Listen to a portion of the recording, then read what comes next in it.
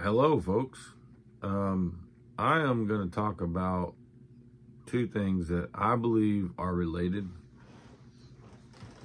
differently than the world does and that most Christians do. It's called the gap theory, and it's the gap between Genesis 1:1, where God created the heavens and the earth, and then the earth was without form and void. Many popular pastors and preachers out there today, including the ones I grew up with that are still preaching today, say that between that time is when Lucifer fell, and that the earth was perfect and without form, or it was perfect, and then Lucifer fell, and it was without form and void. But that's not what I believe that it means. And I believe if you go back to the Hebrew, you will find out that it's not saying that when it says it was without form, God hadn't molded it yet. He hadn't made the mountains. It was just water. He'd created the foundations of the world and done nothing else with it. And if you believe more like I believe, the earth is his footstool, and we're not flying through space. And so if you look at it the way I understand the Bible, that the earth is set upon its foundations like the leg of a stool or a table, and moveth not. It has underneath the earth, as the Bible says, it has above the earth different firmaments. But I'm going to read Isaiah 14, and it's not very long, and I might not even read the whole thing, but I might, because I want to point out the things. Okay, let me jump to the very end of Isaiah.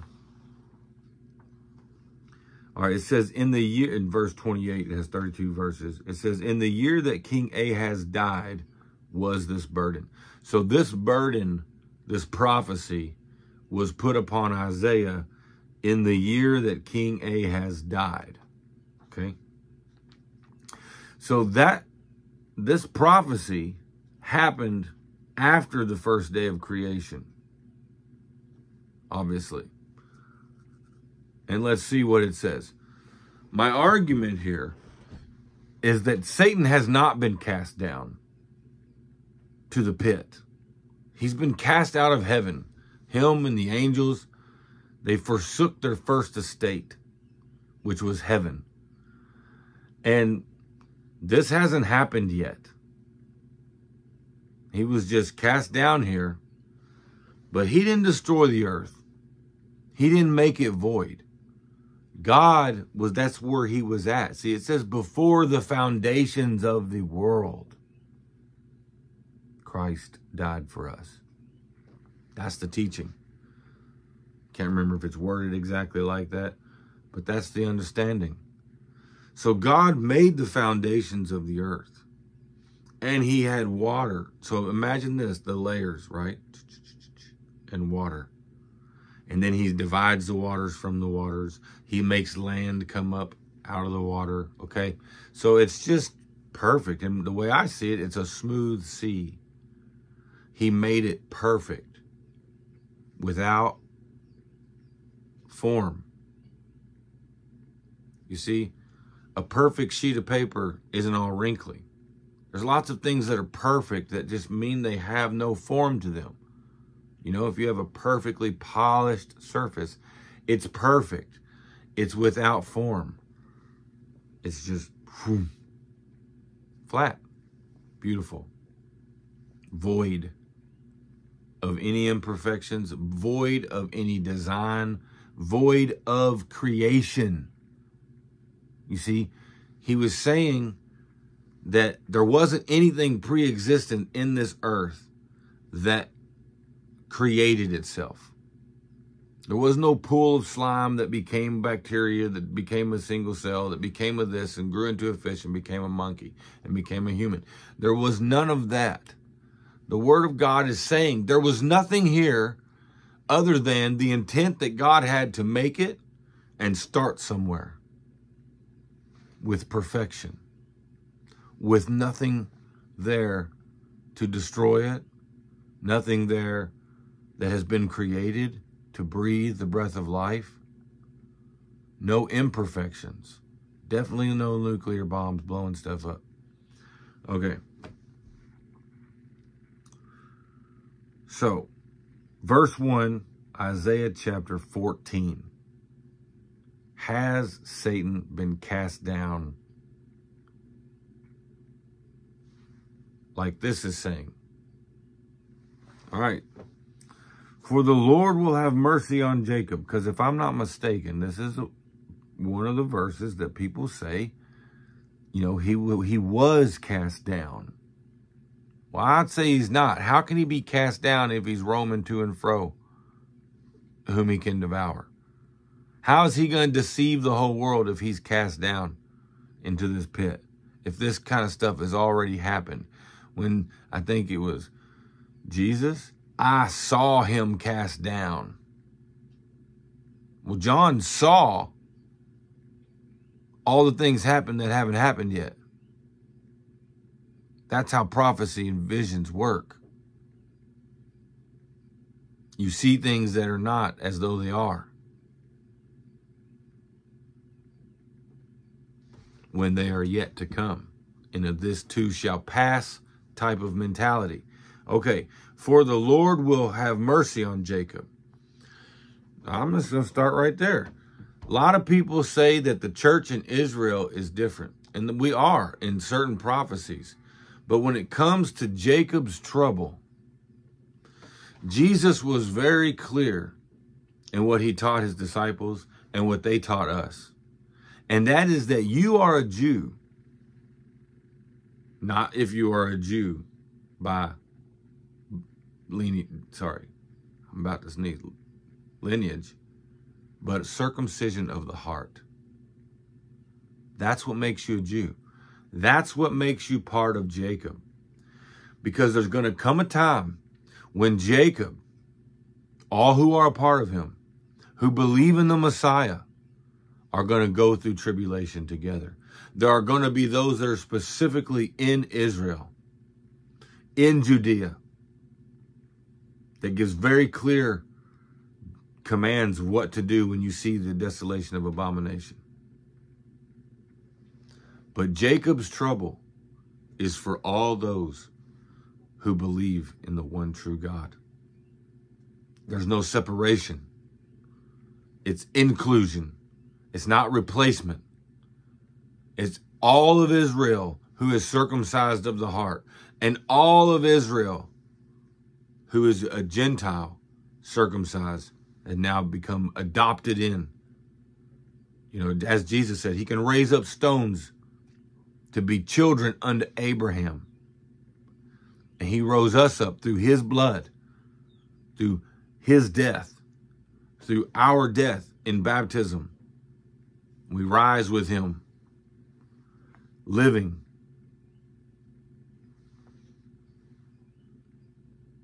You are Jacob if you are one of his. So, I will have mercy on Jacob and will yet choose Israel and set them in their own land. And the strangers shall be joined with them, and they shall cleave to the house of Jacob. And people shall take them and bring them to their place, and the house of Israel shall possess them in the land of the Lord for servants and handmaids. And they shall take them captives, whose captives they were, and they shall rule over their oppressors. It shall come to pass in the day that the Lord, it shall come to pass, meaning it has not came to pass yet. In the day that the Lord shall give thee rest from thy sorrow, and from thy fear, and from the hard bondage wherein thou wast made to serve, that thou shalt take up this, proverb against the king of Babylon. Remember, what's going to happen in the end? A whore of Babylon. Babylon's going to rise. Babylon's going to fall. Thou shalt take up this proverb against the king of Babylon and say, how hath the oppressor ceased, The golden city ceased. The Lord hath broken the staff of the wicked and the scepter of the rulers. He smote the people in wrath with a continual stroke. He that ruled the nations in anger.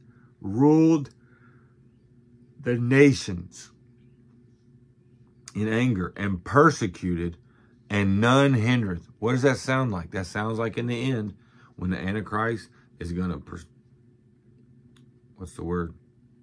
prevail over the saints. He's going, the whole world is going to have to bow down to him. No one can stop him. They're going to say, who can make war against the beast? And he that ruleth the nations in anger, the beast, is persecuted, and none hindereth. Now, I could be wrong, but this is where I'm going with this. And this is what I would like you to consider. Please put in the comments if you have clear understanding that is different. The whole earth, now at this point, the whole earth is at rest and is quiet. They break forth into singing. When will the whole earth be at rest? Yea, the fir trees rejoice at thee, and the cedars of Lebanon, saying, since thou art laid down, no feller is come up against us. The trees are saying, we get to live. Hell from beneath, okay, again, that goes back with the teaching that we're a footstool. We're right here next to the throne of God. There's a firmaments, and underneath us is hell. Not in the center of a ball, but beneath us is hell. Right now, as we speak, there are people in hell beneath us.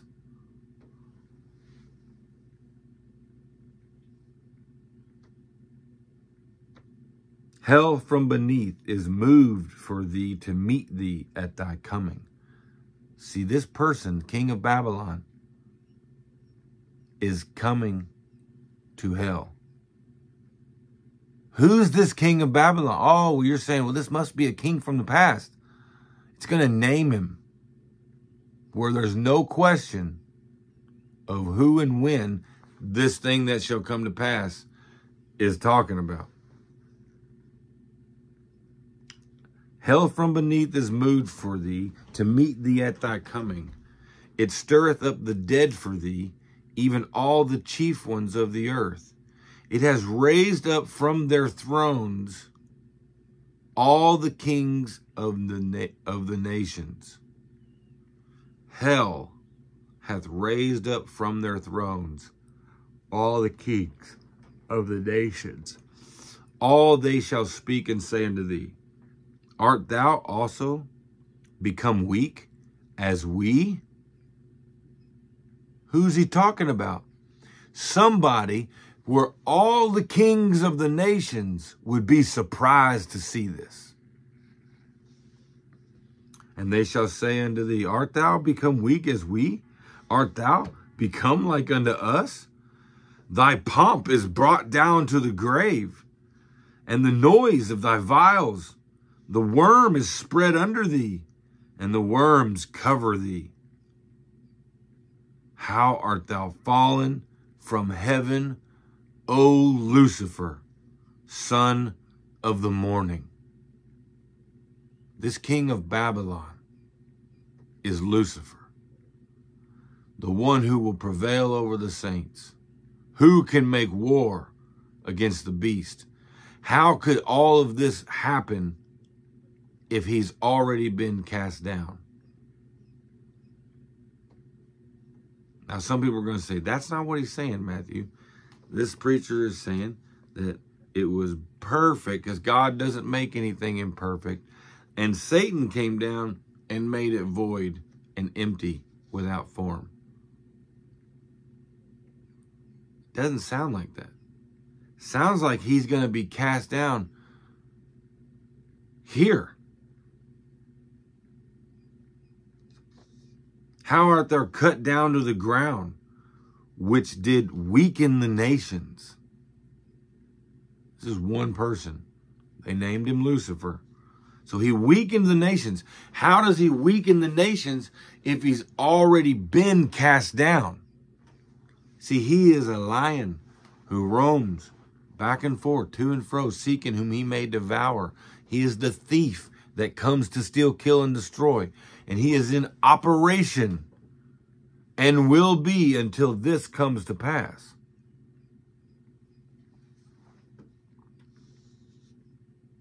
How art thou fallen from heaven, O Lucifer, son of the morning? How art thou cut down to the ground, which didst weaken the nations?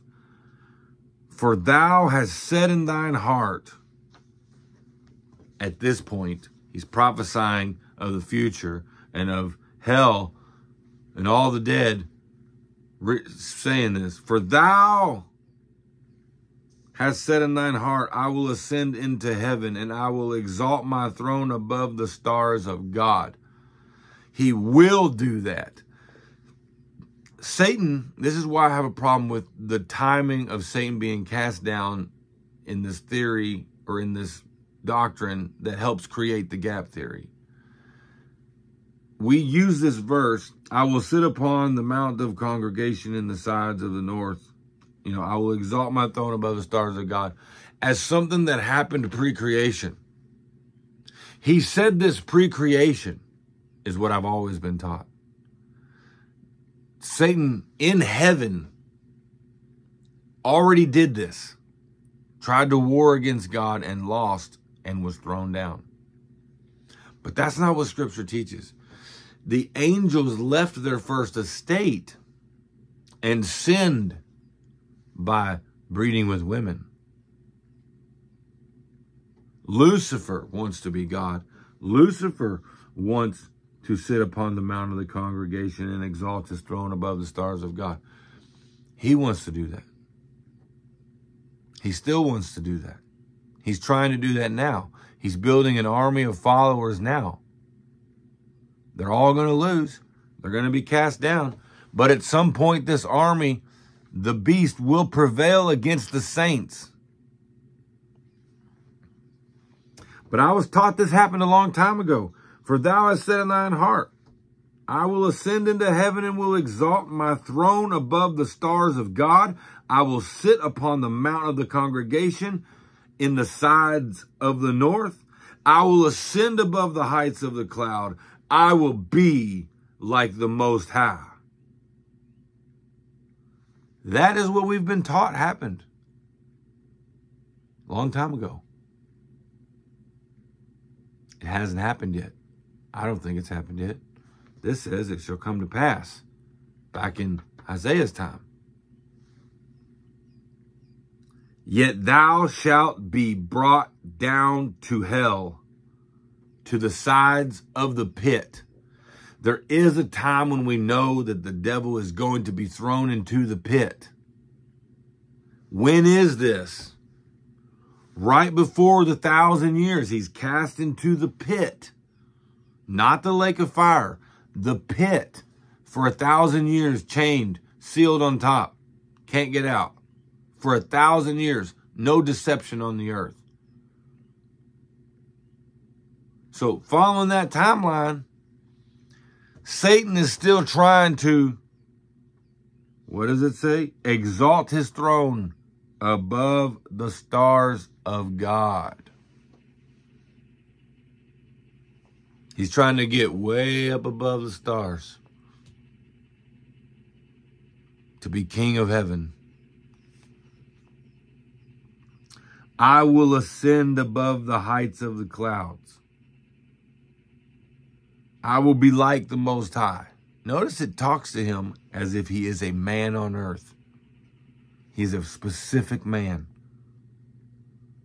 And he himself cannot ascend there right now, or he just would do it. He said, I'm going to. I will exalt my throne. I will lift it up, which means it's not lifted up now. It has to be lifted up. Okay?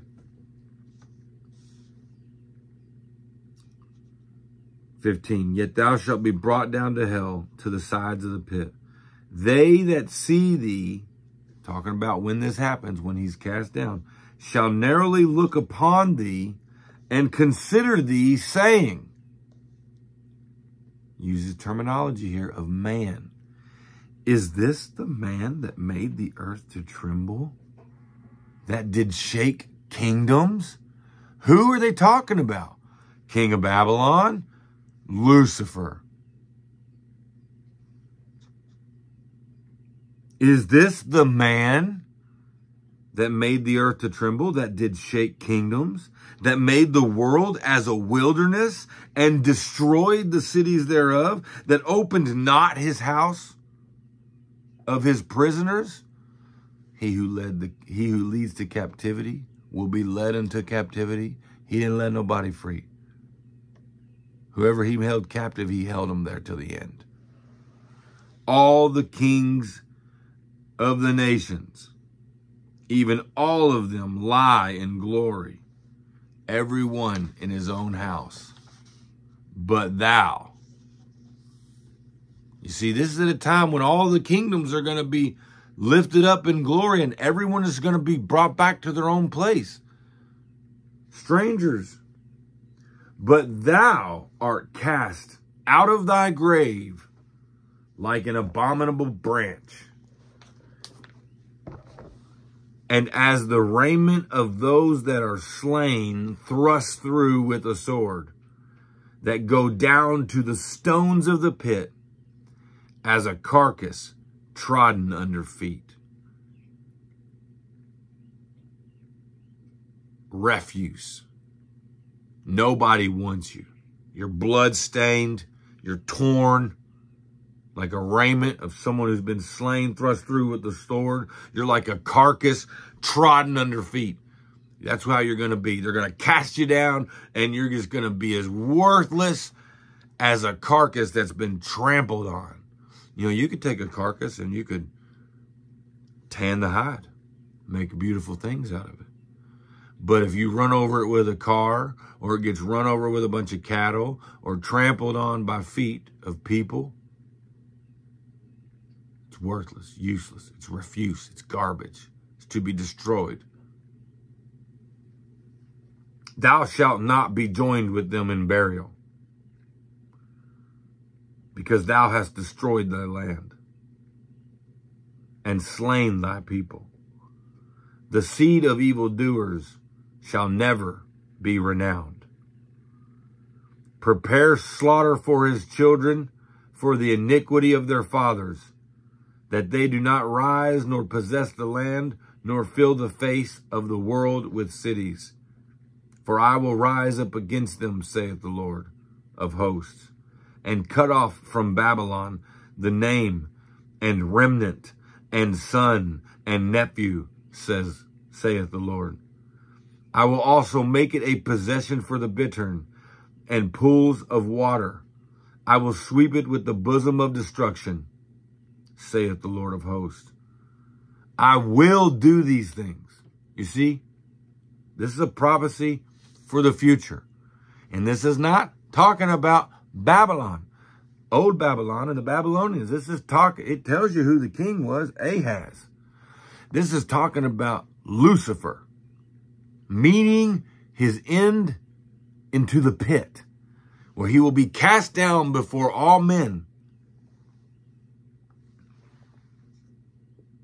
I will also make it a possession for the bittern and pools of water. I will sweep it with the bosom of destruction, saith the Lord of hosts. The Lord of hosts hath sworn, saying, surely as I have thought, so shall it come to pass. And as I have purposed, so shall it stand. That I will break the Assyrian in my land, and upon my mountains tread him under foot. Then shall his yoke depart from off them, and his burden depart from off their shoulders. This is the purpose that is purposed upon the whole earth, and this is the hand that is stretched out upon all the nations. For the Lord of hosts hath purposed, and who shall disannul it? You want to preach against this? You want to lie to people and say something else is going on? This ain't happened yet. But it's going to happen. There's going to be a mighty war where Christ and warring angels war against the beast. And he'll be cast down. And Isaiah is seeing it. He's still roaming, folks.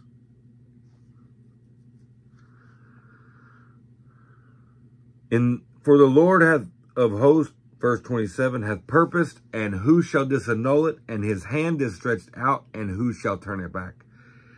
In the year that King Ahaz died was this burden. Now, this is interesting to me because of what's going on right now. Rejoice not thou, whole Palestina, because the rod of him that smote thee is broken.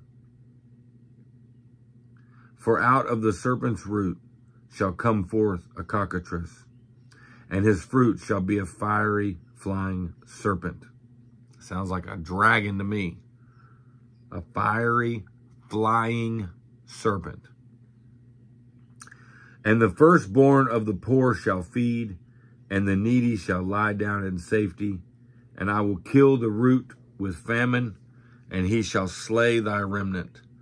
Howl, O gate, cry, O city, thou whole Palestina art dissolved. For there shall come from the north a smoke from the north. None shall be alone in his appointed times. That means there's going to be a lot of people die, because you won't die until your appointed time, until you take your life or you submit to the devil. And none shall be alone. That means there's going to be a lot of people that their appointed times is then. What shall one then answer the messengers of the nation? That the Lord hath founded Zion, and the poor of his people shall trust in it. All right, the whole point of this, guys, is that Satan ain't been cast down yet. He's still at large. And there's going to be a war in the heavens where he is cast down. But that hasn't happened yet. So this theory that Satan was cast out of heaven and brought destruction and emptiness and voidness, it's no different than an artist who flicks the page so that it is perfect, without form and void, in preparation for creation. There is no millions of years of gap between verse 1 and verse 2 of the Bible. In the beginning, God created the heavens and the earth. And he didn't put nothing there. He just created it and made it his footstool. And then the Spirit of God moved upon the waters. Was there any land? No. Just water, smooth, formless, an empty void, perfect slate for creation. So there's that. Shalom, shalom.